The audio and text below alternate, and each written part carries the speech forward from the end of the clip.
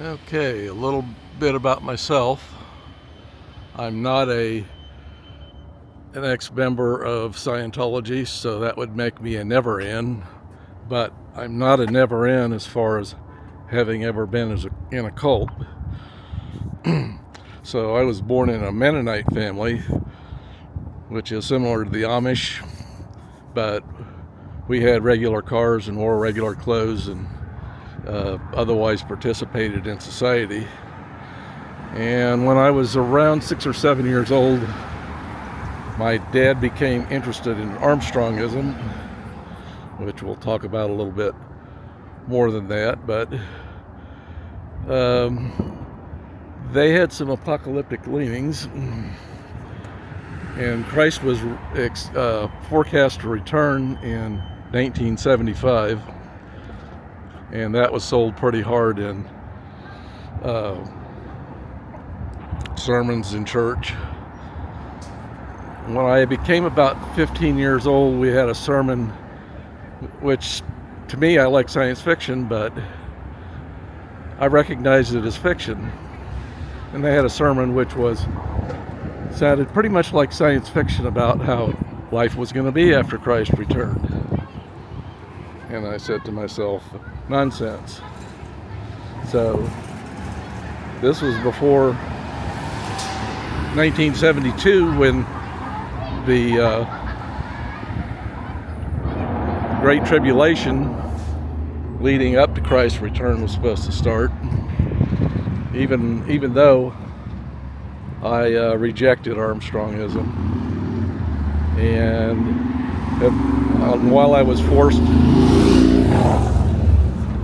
to attend church even up until almost the age of 18, I didn't believe any of that nonsense. So what is Armstrongism? Well, it does have some parallels with Scientology.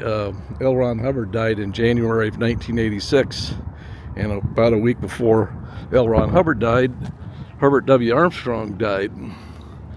And up until his death, some of the people in the church thought that Christ would surely return before Armstrong died. Armstrong, his background a little different than Hubbard. He was a failed admin, and when tough times of the Great Depression occurred, he was out of work. So he spent about 6 weeks in the public library, and out of that effort, he cobbled together a new religion, cobbled together from a curious mixture of Judaism,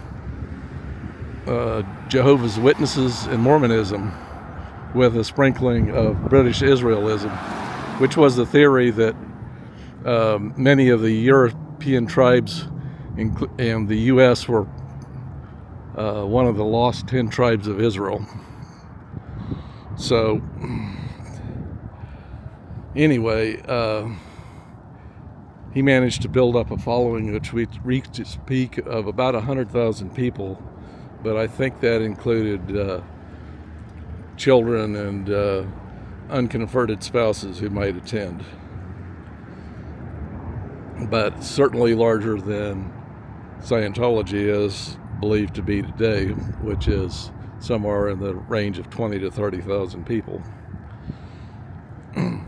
So anyway, I don't think that, well, Armstrongism was a cult, an apocalyptic cult, but not as bad as Scientology.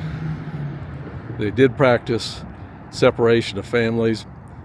They called it disfellowshipping, but only if the person were really hostile towards the church. So I was never separated from my family. They didn't practice taking children out of school at the age of 7 or 8 and turning them into slaves for the church.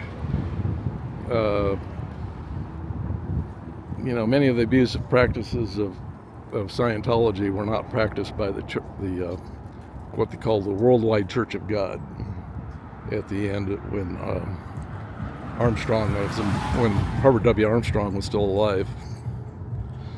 After he died in 1986, his appointed successor ended up changing the doctrines quite a bit. And in 1995, he made the most changes, and at that point, the church splintered. And my rest of my family is stayed in Armstrongism, which meant they had to leave the Worldwide Church of God, and there were a number of splinters that formed. So my family mostly believes that nonsense to this day, even though they recognized that Armstrongism itself was a cult. So some of the splinters are as bad as Scientology. One particular one called the Philadelphia Church of God. If you were ever in a branch of Armstrongism and left, or in another branch of Armstrongism, if you were ever in Armstrongism and you are not a member of the Philadelphia Church of God, you are to be shunned by anyone who's in the Philadelphia Church of God. So anyway, that's a little bit about my background, and right now our focus is on the Church of Scientology.